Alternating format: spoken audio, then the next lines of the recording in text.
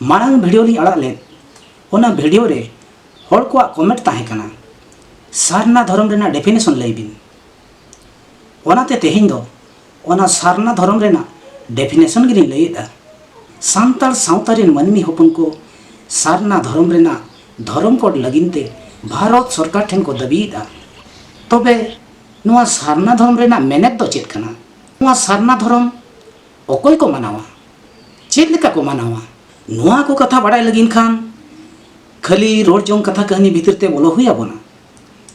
तबे ना बोन बड़ाई दाड़िया नुआ रेना मेनेत दो चेत कना तबे देला बोन ओना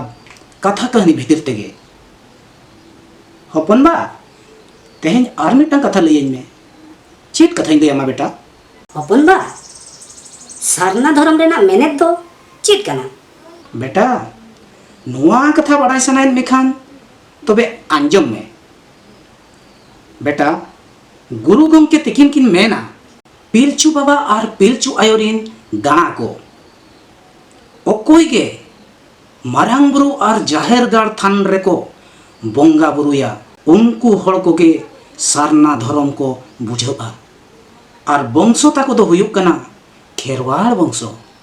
नुआ दो हपन बा आर हो चेद लेका नेल में बेटा नुआ दो सेदाय अगिल हापलाम कुआ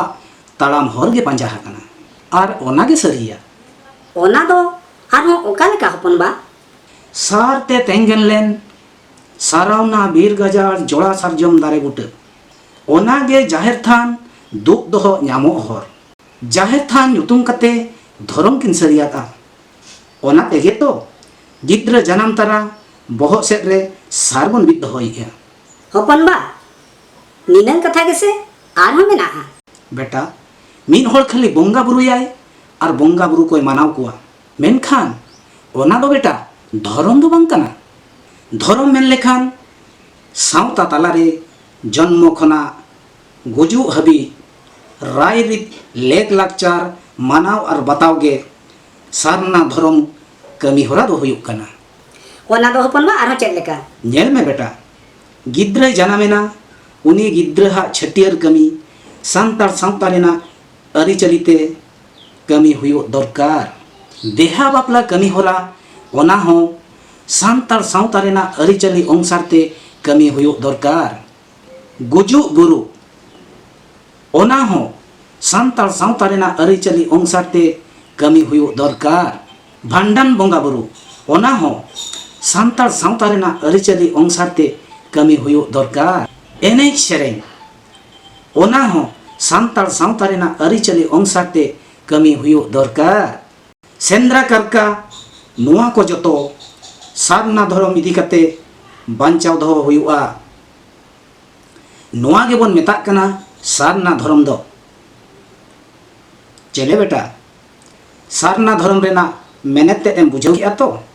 हाँ हपन बा बुझाव किदाई सारना धर्म रेना अरी चली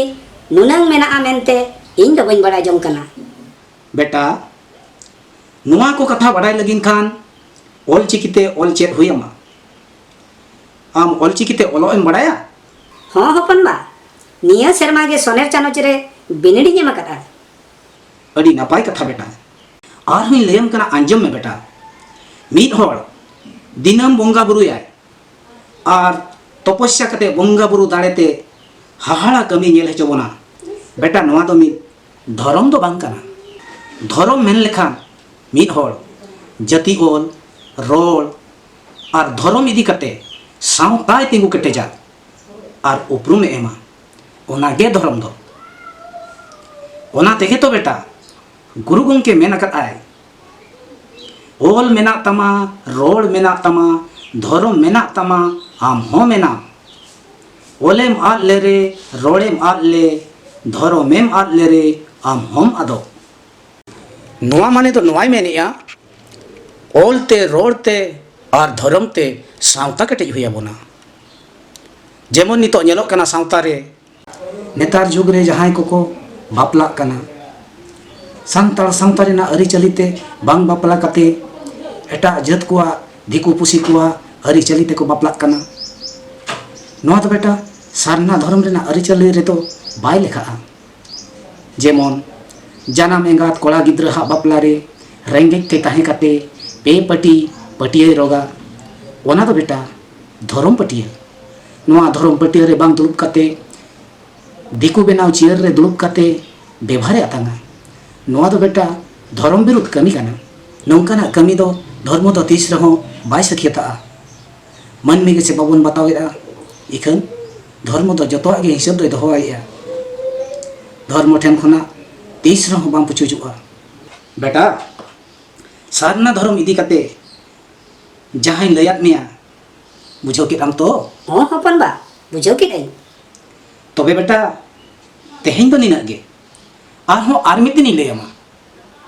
खाली रजों कथा कहनी आंजम काते चेक का बन बुझो किया आपे को कमेंट काते पे बड़ा हिचोइया